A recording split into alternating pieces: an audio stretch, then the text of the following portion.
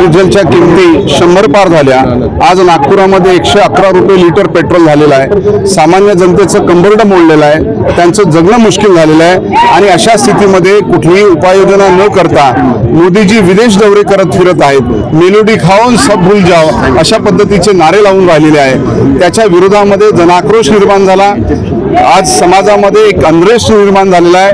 म्हणून महाराष्ट्र प्रदेश काँग्रेस कमिटीने संपूर्ण राज्यभरामध्ये महागाई विरोधात आणि दरवाढ विरोधामध्ये हा मोर्चा करण्याचा निर्णय घेतलेला आहे। त्या अनुषंगाने आज नागपूर शहर जिल्हा काँग्रेस कमिटीच्या माध्यमातून जिल्हाधिकारी कार्यालयावर आम्ही मोर्चा घेऊन चाललेलो आहे। मध्यंतरी पंतप्रधानांनी जनतेलाही आवाहन केलं होतं की पेट्रोल कमी वापरा, तेल कमी वापरा, म्हणजे कशा पद्धतीने बघताय ते त्यांचं अपयश झाकण्यासाठी सर्व जबाबदारी जनतेवर टाकतात आहे। सरकारची जी जबाबदारी आहे महागाई नियंत्रणामध्ये आणणं आणि गव्हर्नन्स, उत्तम गव्हर्नन्सचं काम करणं, मात्र यांना गव्हर्नन्स जमत नाही, फक्त यांना प्रचार तंत्र जमते आणि संपूर्ण जबाबदारी जनतेवर टाकायची।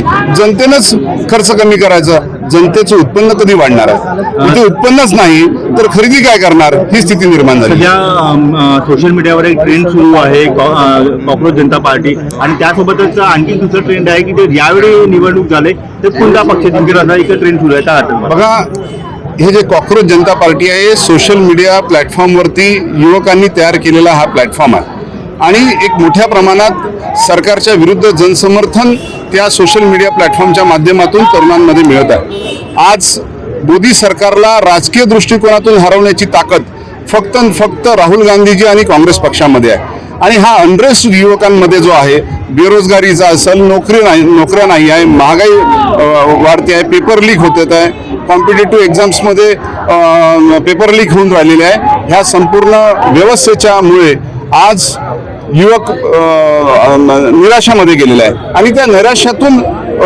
हा कॉक्रोच पार्टीचं समर्थन, ज्या दिवशी हा युवक रस्त्यावर उतरेल, आम्हाला विश्वास आहे की काँग्रेस पार्टी निश्चितपणाने ह्या युवकांच्या पाठीशी खंबीरपणाने उभी राहील आणि सत्ता उलथून टाकण्यासाठी प्रयत्न करेल।